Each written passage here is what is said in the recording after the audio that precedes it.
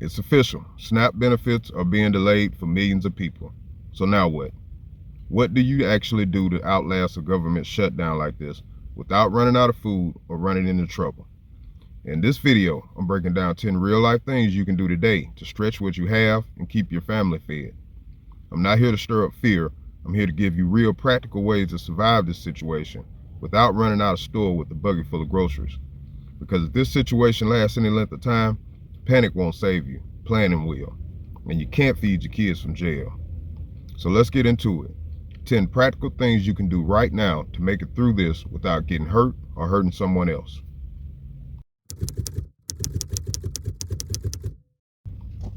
By now, most people have already checked to see what's left on the card. If you haven't, do it. If you still got anything left, don't run out and spend it. Now's not the time for snacks, sodas, or microwave meals. Treat that balance like gold, because that could be the difference between 2 weeks of meals and running out tomorrow. Hold off on spending until you've done steps 2 and 3 in this video.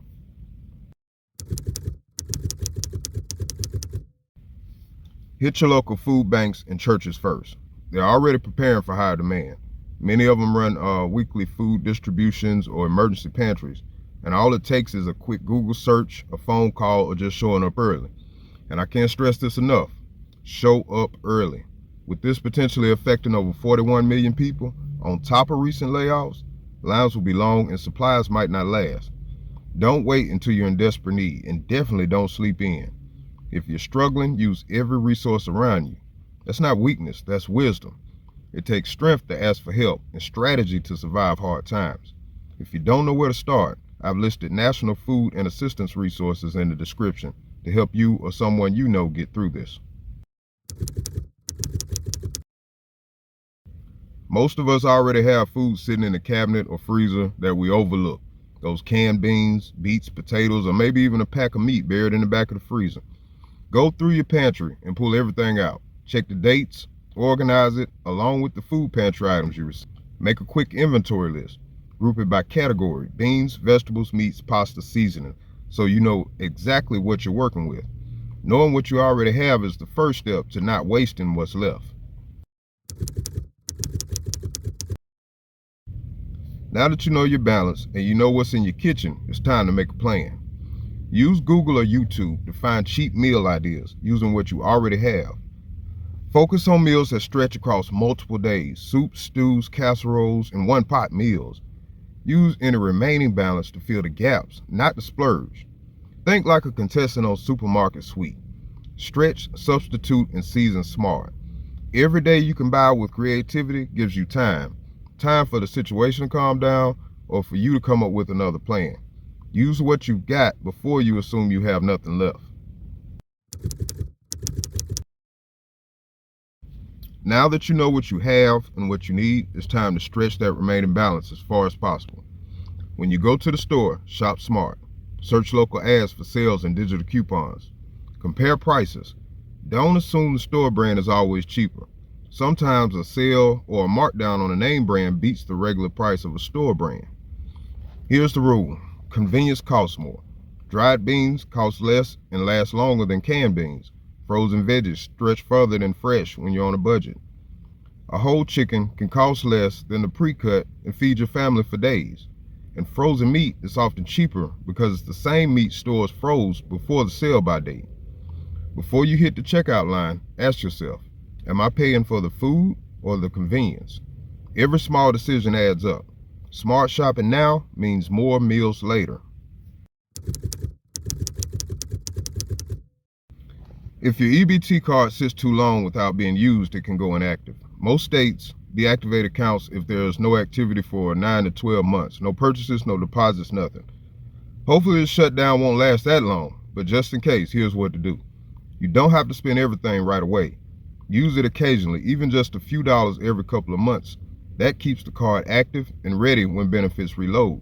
Because the last thing you want is to survive the shutdown only to find out your card no longer works when the funds finally return. So if you still have an EBT balance, use a little, save a little, and keep that card in good standing. For some reason, some people think folks who receive government benefits are lazy.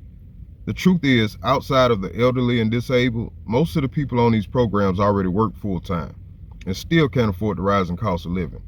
But if you can, lean into overtime or pick up a part-time hustle. That little extra could mean groceries for the week. But let's be real, when people can't meet basic needs, things get unpredictable fast. And that's not fear-mongering, that's reality. But here's the flip side. You can turn that chaos into opportunity. If people start avoiding stores, delivery demand could explode overnight, just like 2020. If you got a vehicle, even an old one, move now. Sign up for Spark, Instacart, Shipt, or DoorDash. I hope it doesn't get that bad, but when fear spikes, so do the tips. A good weekend on Spark can bring in a few $100s, and that could bridge the gap while benefits are frozen. And even if you don't have a car, team up. Maybe your neighbor has the vehicle and you've got the phone with the app. You work together and split the profit. That's how you turn a tough situation into income for both of you. It's about creativity, community, and communication. Don't hide behind pride. Somebody nearby might be struggling too. When systems break down, people who work together can make a way. I put the referral links for the apps I personally use in the description. They can help you get started faster and help support the channel. Above all else, budget, budget, budget. What's the point of earning more if it just passes through your hands? Track every dollar. You might be surprised where it's going. Every dollar you keep right now is another day of survival. If it's not essential, it can wait. Now here's where some people mess up. We try to look like we're doing great even when we're broke. Hairdos, new fits, not right now. Fix your own hair, learn to cut hair, and wear what you already have. And please don't fall for the fast food trap. That's a budget killer when you're already short. Batch cook meals, reheat and stretch every penny. Money management isn't boring right now. It's survival. When you control your money even a little bit, you take back some power. That's survival, controlling what you can while everything else feels out of control. I've linked my free budget tracker in the description. Grab it, use it, and stick to it. When I was growing up, my grandmother used to send me next door for a cup of sugar or flour. Back then, that wasn't a big deal. That was community. Everybody helped each other because nobody had much. That's the mindset we might have to bring back. Form a small support group with people you trust, neighbors, family, co-workers. Pool resources once or twice a week. A bulk meal cooked together can spread costs and feed more people for less. We used to call them potlucks. Everybody brings a dish and everybody leaves full. It might sound old-fashioned, but the relationships we build now can make a real difference when times are hard. Because when systems break down, community becomes a system. Sometimes survival isn't just about what's in your pantry, it's about who's around your table. Mainstream media won't show the ground level impact. They'll talk about the budgets, the politics, but not the family sitting at the empty tables. So take to social media and tell your story. Show what's really happening in your community. Don't just scroll, document, put faces to those 41 million people. When enough voices speak up, the world can't ignore it. Public pressure might be the one thing that prevents this from happening again. Post, share, and comment. Use your voice. Silence helps the people making the cuts.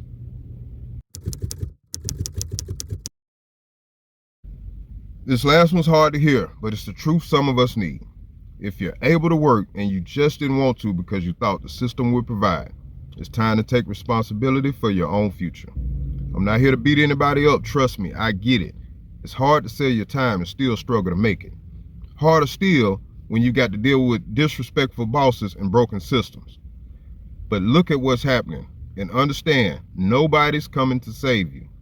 They're showing you right now they don't care unless there's profit in it.